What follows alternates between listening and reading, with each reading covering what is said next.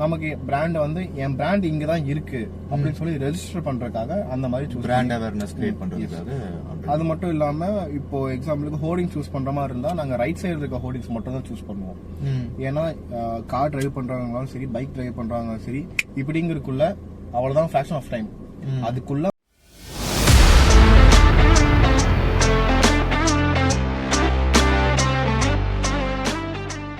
Welcome to my channel. We are doing a live podcast with people who are experts in mid-level seniors like 8 years to 10-15 years of period. So in the period of time la யாரெல்லாம் என்னென்ன மாதிரி experience பார்க்குறாங்க. So இது வரைக்கும் நம்ம பார்த்துருப்போம் CEO, CXOs இந்த மாதிரி எடுத்திருப்பாங்க இன்டர்வியூஸ் எல்லாமே, பாட்காஸ்ட் சேனல்ஸ் எல்லாமே அதை ஃபோக்கஸ் பண்ணியிருக்கும். பட் இப்போ அப்படி இல்லாமல் மிட் லெவல் சீனியர்ஸ் இருக்காங்க, மிட் லெவல் பீப்புள் இருக்காங்க, அவங்க என்னென்னலாம் சொல்கிறாங்க அப்படின்றத பார்க்கறது தான் நம்மளோட total target. So welcome to our channel. இன்னைக்கு நம்ம இன்டர்வியூ பண்ண போகிறது வந்துட்டு ஹரிகார்த்திகேயன் ஒருத்தர். அவர் வந்து மார்க்கெட்டிங் எக்ஸ்பர்ட். ஸோ அவர் வந்து டிஃப்ரெண்ட் பிராண்ட்ஸ்க்கு நிறைய மார்க்கெட்டிங் நிறைய பண்ணியிருக்காரு. அவர் இப்போ கரண்ட்லி என்னென்ன மார்க்கெட்டிங் பண்ணியிருக்காரு, அதில் புது புது ட்ரெண்ட் என்னன்றதை அவர்கிட்ட கேட்கலாம். உங்களை பத்தி வணக்கம். உங்களை பத்தி ஒரு சில வார்த்தைகள் ஆல்ரெடி சொல்லியாச்சு. நீங்க உங்களை பத்தி அஸ் ஹரிகார்த்திகேயன் மார்க்கெட்டிங் எக்ஸ்பர்ட்னா உங்களை பத்தி நீங்க என்ன சொல்வீங்க? Self introduction please. என்னை பத்தி சொல்றதுக்கு பெருசா அதுவும் இல்லை.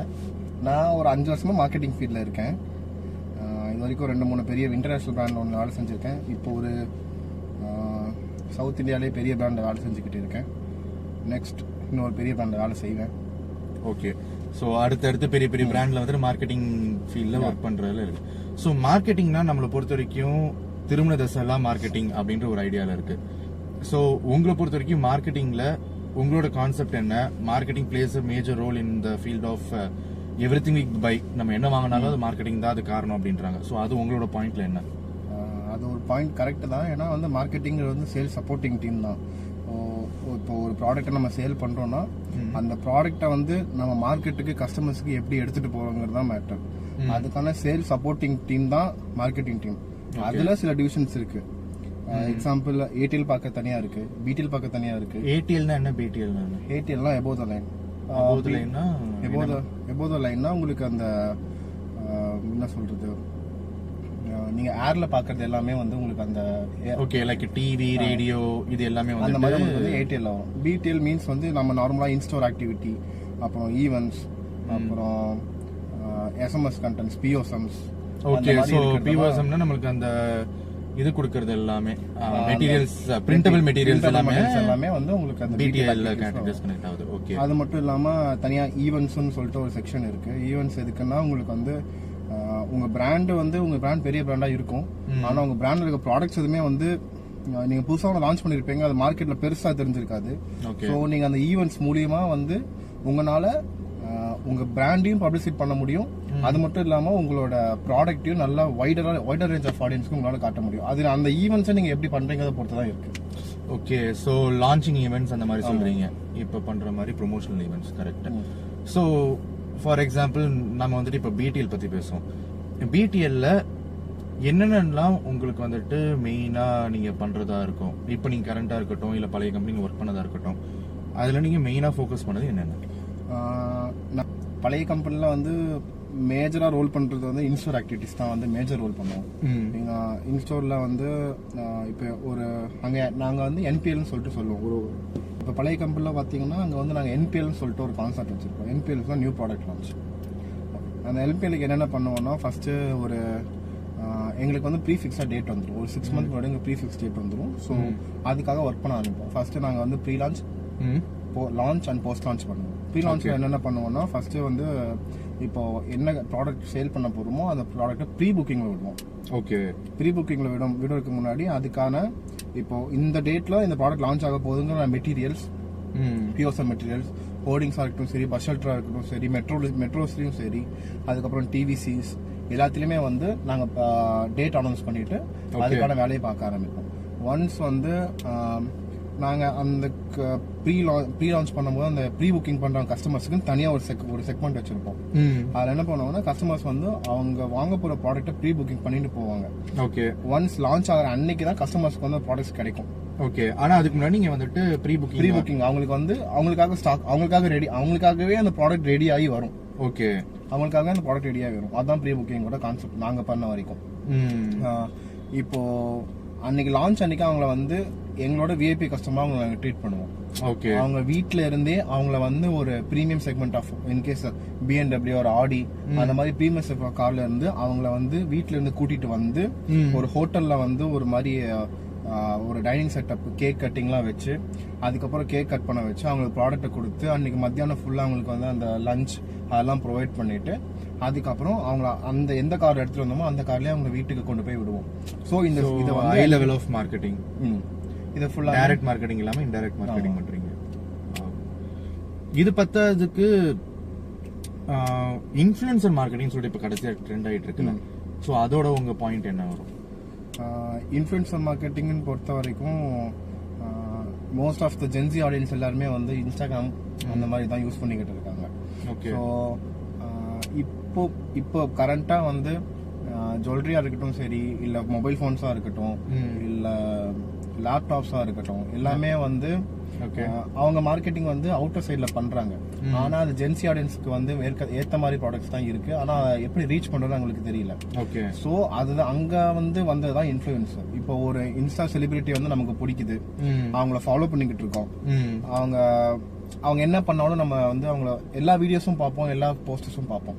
சோ அதுதான் நமக்கு ஏத்த ஒரு பிளாட்ஃபார்ம். சோ அந்த இப்போ ஒரு 4 செலிபிரிட்டி எடுத்துட்டோம்னா 4 பேர்த்துக்கும் ஒரு 2 மில்லியன் 3 மில்லியன் 4 மில்லியன் ஃபாலோவர்ஸ் இருக்குன்னா அது அவங்க ஃபாலோவர்ஸ் எல்லாத்துக்கும் போய் சேரும். ஓகே. அவங்க ஃபாலோவர்ஸ்க்கு போய் சேரும் போது நம்ம ப்ராடக்ட்ஸ் அங்க போகும், நம்ம பிராண்ட் அங்க போகும். சோ நம்ம ஒரு இன்ஃப்ளூயன்ஸருக்கு செலவு பண்றோம்னா அந்த காசை நம்ம கண்டிப்பா ரிட்டர்ன் எடுக்கணும். ஓகே. அந்த காசை ரிட்டர்ன் எடுக்கணும்னா அதுக்கு ஒரு கான்செப்ட் இப்போ ட்ரெண்டா யூஸ் பண்ணிட்டு இருக்கோம். என்ன பண்ணுவோம்னா ஒவ்வொரு செலிபிரிட்டிக்கும் ஒவ்வொரு கோட், யூனிக் கோட். ஓகே. இப்போ அந்த செலிபிரிட்டி வந்து அவங்க வீடியோல வந்து ஏதாச்சும் ஒரு பக்கத்துல வந்து அந்த யூனிக் கோட வந்து மென்ஷன் பண்ணுவாங்க, இல்ல ஸ்கிரீன்ல வந்து டிஸ்ப்ளே பண்ணுவாங்க. ஓகே. அந்த கோட் எடுத்தாங்கன்னா அந்த கோட வந்து யார் யூஸ் பண்ணி பர்ச்சேஸ் பண்றாங்களோ அவங்களுக்கு வந்து 10% or 15% ஆஃப் கிடைக்கும்.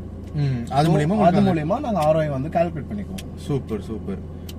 Okay. So that's about influencer marketing, PDL marketing நீங்க சொன்னது. ஸோ அப்பார்ட் ஃப்ரம் தட் இப்போ நீங்க மார்க்கெட்டிங்ல சோஃபார் இவ்வளோ எல்லாம் பண்ணிட்டு இருக்கீங்க. இன்னும் டெப்தா போய் கேட்கணும் அப்படின்னா அவுட்டோர் மீடியம்ஸ்னு சொல்லிட்டு ஒரு சிலலாம் பண்றீங்க, கரெக்டுங்களா? ஸோ அதோட உங்களோட வேலிடேஷன்ஸ்லாம் எப்படி இருக்கும்? ஒரு மார்க்கெட்டிங் ஆக்டிவிட்டி பண்றதுக்கு முன்னாடி இன்ஃப்ளூயன்ஸ் மார்க்கெட்டிங்க்கு பேஸ்ட் ஆன் ஃபாலோவர்ஸ் எல்லாமே பார்ப்பீங்க. அதே மாதிரி அவுட்டோர் ஆக்டிவிட்டி இது எல்லாத்துக்குமே எப்படி நீங்க வந்துட்டு வேலிடேஷன் பண்ணி அதை நீங்க எப்படி எடுக்கிறீங்க? எக்ஸாம்பிளுக்கு ஹோர்டிங் ஆகட்டும், பஸ் ஷெல்டர் ஆகட்டும் சரி, இப்போ ஹோர்டிங்ஸ் எப்படி எடுப்போம்னா ஷோரூம்ல இருந்து ஒரு 5 கிலோமீட்டர்ஸ் ரேடியஸ், ஒரு சரௌண்ட் ரேடியஸ்ல வந்து ஷோரூமோட 4 என்ட்ரி பாயிண்ட் இருந்துச்சுன்னா 4 என்ட்ரி பாயிண்ட் ஃபோக்கஸ் பண்ணிட்டு 4 என்ட்ரி பாயிண்ட்லோட அங்க ஒரு ஹோர்டிங்ஸ், அப்புறம் ஷோரூம் பக்கத்துல இன் பிட்வீன் ஆஃப் அந்த entry point to showroom in பிட்வீன்ல ஒரு ஹோர்டிங்ஸ் ஒரு பஸ் ஷெல்டர். ஓகே. அதை சூஸ் பண்ணி நமக்கு பிராண்ட் வந்து என் பிராண்ட் இங்க தான் இருக்கு அப்படின்னு சொல்லி ரெஜிஸ்டர் பண்றதுக்காக அந்த மாதிரி பிராண்ட் அவேர்னஸ் கிரியேட் பண்றதுக்காக. அது மட்டும் இல்லாம இப்போ எக்ஸாம்பிளுக்கு ஹோர்டிங் சூஸ் பண்ற மாதிரி இருந்தா நாங்க ரைட் சைடு இருக்க ஹோர்டிங்ஸ் மட்டும் தான் சூஸ் பண்ணுவோம். ஏன்னா கார் டிரைவ் பண்றவங்களும் சரி, பைக் டிரைவ் பண்றவங்களும் சரி, இப்படிங்கிறதுக்குள்ள அவ்வளவுதான் ஃபிராக்ஷன் ஆஃப் டைம், அதுக்குள்ள அவங்க அந்த கிரியேட்டிவ் பார்த்து அவங்க மாதிரி ரெஜிஸ்டர் ஆகணும். ஸோ ரைட் சைட்ல இருக்க ஹோர்டிங்ஸ் அந்த மாதிரி ஹோர்டிங்ஸ் நம்ம சூஸ் பண்ணோம்னா அவங்களுக்கு வந்து கொஞ்சம் டைமிங் கிடைக்கும். ஏன்னா அவங்க பார்த்துக்கிட்டு இருக்கும் போது ரைட் சைட்ல தான் அவங்க கண்ணு போகுமே ஒழிய லெஃப்ட் சைட்ல அவ்வளவு சீக்கிரம் போகாது. ரைட் சைட்ல அவங்க பாக்குறது ஈஸி. டிரைவ் பண்ணிட்டு இருக்கப்ப ரைட் சைட்ல தான் எனக்கு ஒரு விஷயம் இருக்குன்னா அது எனக்கு ஈஸியா தெரியும். ஸோ அந்த point of view, so psychology point of view. Nice. Okay. So for marketing பத்தி எல்லாத்தையும் பேசிட்டோம், ஓரளவு கவர் பண்ணியிருக்கோம். பட் இது நம்ம ஒரு செகண்ட் எபிசோட் மாதிரி எடுத்து கூட இன்னொரு தடவை கவர் பண்ணலாம். அப்பார்ட் ஃப்ரம் மார்க்கெட்டிங் உங்களோட பேஷன்னா வேற என்ன பண்ணிட்டு இருக்கீங்க? என்னோட பேஷன்னா ஃபிலிம் இண்டஸ்ட்ரி. ஃபிலிம் இண்டஸ்ட்ரியில் என்ன பண்ணிட்டு இருக்கீங்க? என் ஃப்ரெண்ட் அசிஸ்டன்ட் டைரக்டரா இருக்கான், நான் ஒரு படம் அசிஸ்டன்ட் டைரக்டரா பண்ணியிருக்கேன். சூப்பர். ஸோ அடுத்த கட்டமா டைரக்டராக ட்ரை பண்ணிட்டு இருக்கேன். Okay, congratulations. அது ஒரு தனி வீடியோ பண்ணலாம். அதுக்கு முன்னாடி கடைசி கேள்வி, மார்க்கெட்டிங் ஃபீல்ட்ல இப்போ நீங்க இவ்வளவு பண்ணிட்டு இருக்கீங்க, இதுல பிளஸ் அண்ட் மைனஸஸ் உங்களை தவிர்த்து, ஐ மீன் உங்களை மாதிரியே இன்னொருத்தவங்க வரணும் அப்படின்னு நினைக்கிறாங்கன்னா அவங்களோட அட்வைசஸ் நீங்க என்ன கொடுப்பீங்க? என்ன மாதிரி சூஸ் பண்ணி அவங்க வரலாம் அப்படின்றது? மார்க்கெட்டிங் ஃபீல்ட்ல பிளஸ்ன்னு பொறுத்தா நீங்க நிறைய கத்துக்கலாம். என்ன எக்ஸ்ப்ளோர் பண்ணாலும் எக்ஸ்ப்ளோர் பண்ண முடியும் உங்களுக்கு. அதாவது நீங்க எவ்வளவு கிரியேட்டிவா இருக்கீங்களோ அந்த அளவுக்கு உங்க ஐடியா கிரியேட்டிவா இருக்கும். ஓகே. சோ ஃபர்ஸ்ட் நீங்க வந்து உங்களை கிரியேட்டிவா வச்சுக்கணும்.